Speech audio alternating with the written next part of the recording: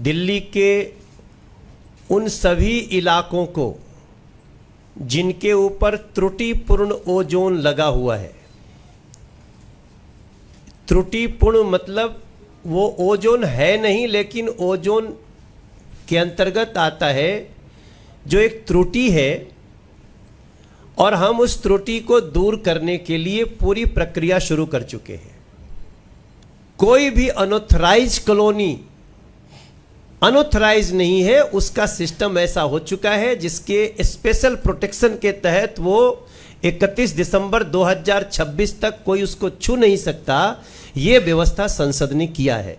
Ozone जिसको कहा गया है उसके अंतर्गत भी किसी भी एग्जिस्टिंग घर को, किसी भी एग्जिस्टिंग कॉलोनी के किसी भी हिस्से को कोई भी तोड़फोड़ की कार्रवाई से बाहर रखा गया भी, कि जो नया कंस्ट्रक्शन, नया घर बनाने जा रहे हैं, सिर्फ और सिर्फ उस पर कार्रवाई, वो एक रेगुलर कार्रवाई है, उस पर तो हम कुछ नहीं कह सकते। नक्शा बनाइए, घर बनाइए, कौन रोका हुआ है?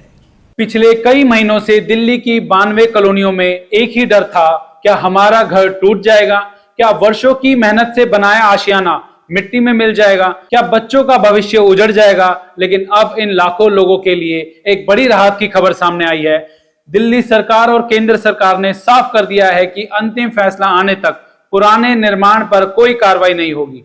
यानी फिलहाल किसी का घर नहीं टूटेगा। इन कॉलोनियों में रहने वाले हजारों परिवार पिछले कई सालों से डर और अनिश्चितता के माहौल में जी रहे थे। किसी ने अपनी पूरी जिंदगी की कमाई लगाकर घर बनाया, किसी ने बच्चों की पढ़ाई के लिए दुकान खोली, तो किसी ने बैंक से लोन लेकर आशियाना खड़ा किया।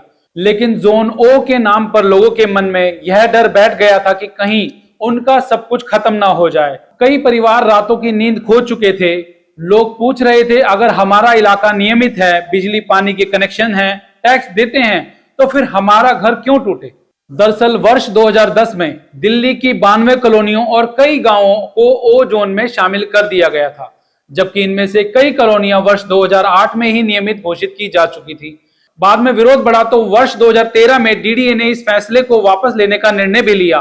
केंद्र सरकार ने भी इस पर सहमति दी, लेकिन मामला एनजीटी तक पहुंच गया और वर्षों तक लोग असमंजस में फंसे रहे।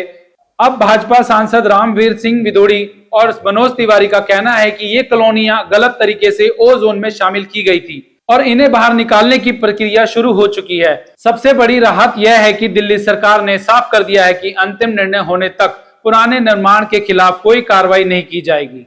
यानी जो घर पहले से बने हुए हैं उन पर फिलहाल बुलडोजर नहीं चलेगा। हालांकि प्रशासन ने लोगों से अपील की है कि नया निर्माण ना करें।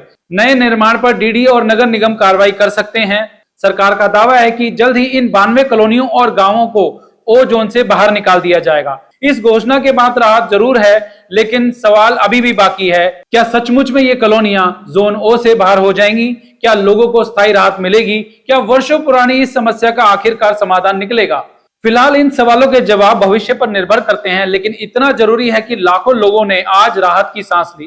फिलहाल सरकार ने साफ कर दिया है कि पुराने निर्माण पर कोई कार्रवाई नहीं होगी और लोगों को घबराने की जरूरत नहीं है।